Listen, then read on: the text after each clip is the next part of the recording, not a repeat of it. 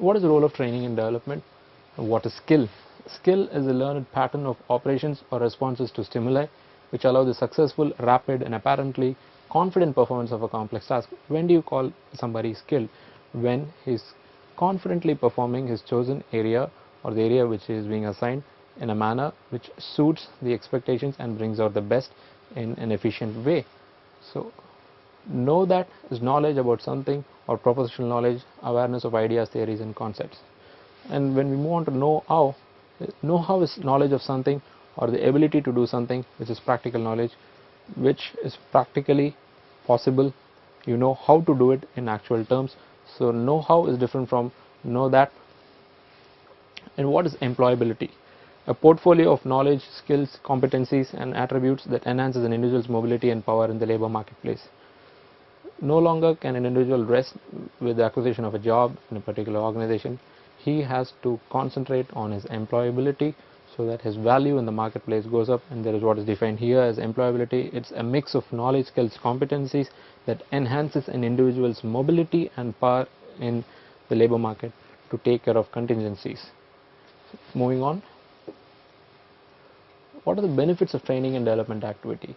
It obviously increases your efficiency and productivity. The right training methods and the right practices will increase your efficiency when it comes to job performance, and also productivity goes up. Reduction in cost, wastage and errors. Now the overall cost can be reduced if you have a proper training mechanism identifying the areas which can be improved, and wastages can be avoided, and errors and the cost related to those errors can be reduced or totally avoided. Now reduction in interpersonal performance problems. Now if the problems are identified, if there are issues in interpersonal relationships when it comes to actual job delivery, training programs which are tuned to identify and correct these kind of problems will give you a huge advantage in reducing these problems in the workplace. Now one obvious result of training and development program is your improved quality of work and service, which results in improved customer satisfaction levels, fewer accidents, sensitizing your workers on the potential and the possibilities of accidents and what are the costs involved, and training them will lead to fewer accidents. Enhanced ability to attract high caliber employees. Employees are nowadays looking for organizations which can offer them training facilities with an opportunity to go forward. What is that? They can learn newly in an organization. So they prefer organizations which give them a healthy learning atmosphere, and this is an avenue wherein you can attract high caliber employees to bring them in and motivate and retain them. Now obviously it results in improved job satisfaction. Culture of continuous learning and improvement. Now as you have an effective learning and training and development program, there is a healthy culture of learning. You are a learning organization and there is improvement in all spheres of work. Compliance with legislation and regulation. You have a better understanding and you can comply with the local legislations and regulations so as to avoid any friction with the local authorities. Moving on, who are the stakeholders in human resource development? The first and foremost stakeholder is the owner or the management team involved, because they are investing money in people and they expect return on investment, so they obviously have a say and they are the most important stakeholders in the whole process.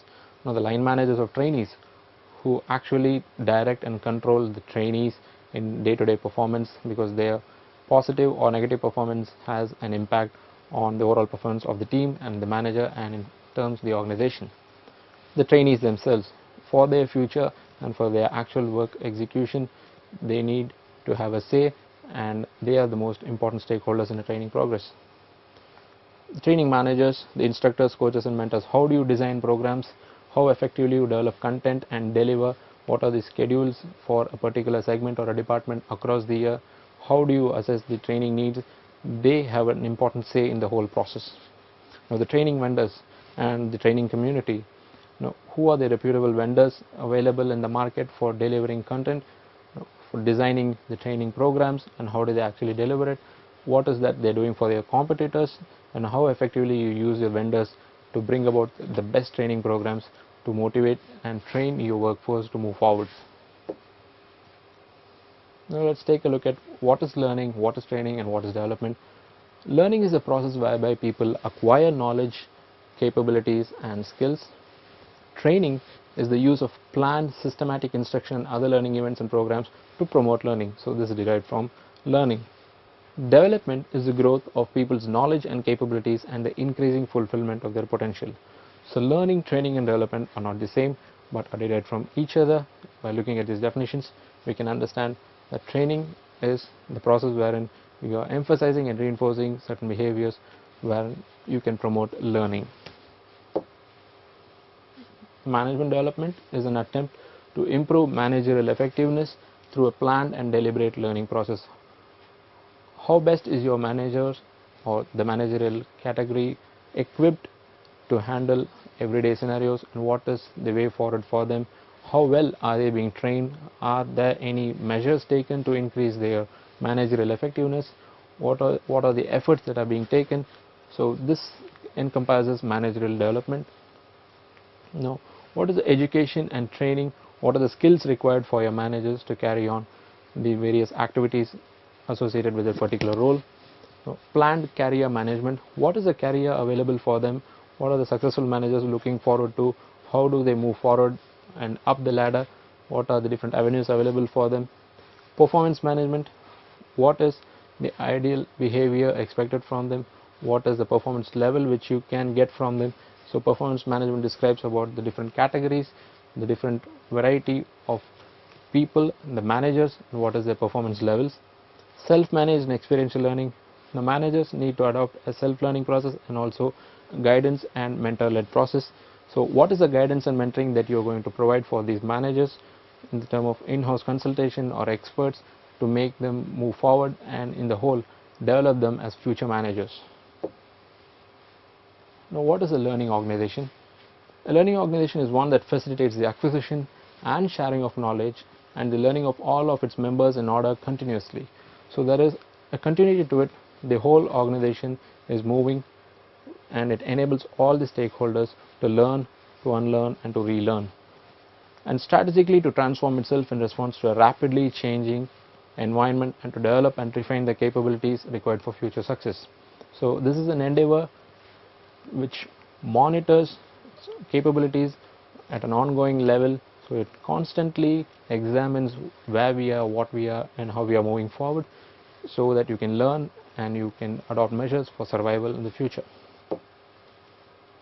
Now let's take a look at an ad wherein it says a lot about the effort that goes into a learning organization. Why do organizations need to learn, or in fact why do we need to put in efforts to learn and move forward?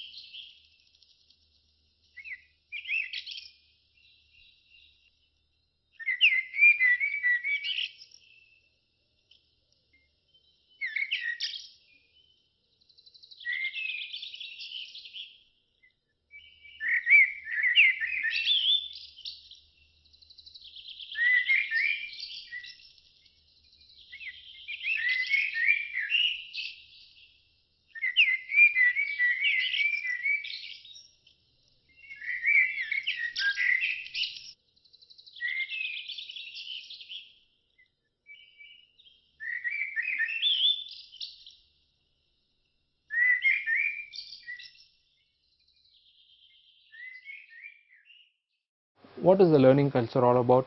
What are the characteristics of a learning culture? Now, the decision making procedures are flexible in a learning culture. Problem solving is systematic and scientific. There is no haphazard way of dealing with things.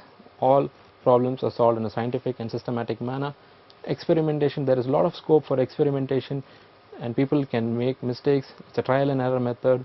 No matter what happens, still there can be a lot to learn from a particular experience. So in learning organizations, the culture is that there is scope for experimentation, risk taking failures and mistakes.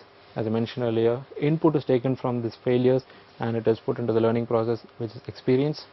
Information and feedback is encouraged. Open information and supply of feedback is encouraged. There is no restriction, and knowledge dissemination happens right through the organization across the length and breadth of it. So there is no stoppage or there is no blockage in information dissemination. Now everything is open to challenge and question.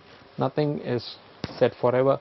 So everybody in the organization has a right to question certain set practices based on the evolving needs and the business challenges, so that it is dynamic and the organization as a whole benefits from this approach.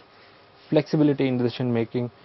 So there is some room for flexibility in decision making based on everyday situations, and these are not standardized procedures. It gives you a degree of flexibility, and these are the characteristics of a learning culture. Finally, we'll take a look at the organizational learning cycle. Now, it starts with questioning what is the desired behavior and the outcomes that you need, and going on to the next step, analyzing and working with others, what is that is actually required, what is the desired behavior, and modeling, looking at the other opportunities available comparative to model which you arrived at. So compare with other opportunities. And negotiation, what are the rights and responsibilities of different stakeholders involved, and the actual implementation of these measures. Moving on to reviewing and consolidation, what is the impact of these measures implemented for the individuals and the organization as a whole, and it again goes into the cycle of questioning whether the implemented procedures give the desired outcomes. So this is a continuous cycle, and which is part of an organizational learning cycle, and this is the whole concept of learning organization and training and development. Thank you.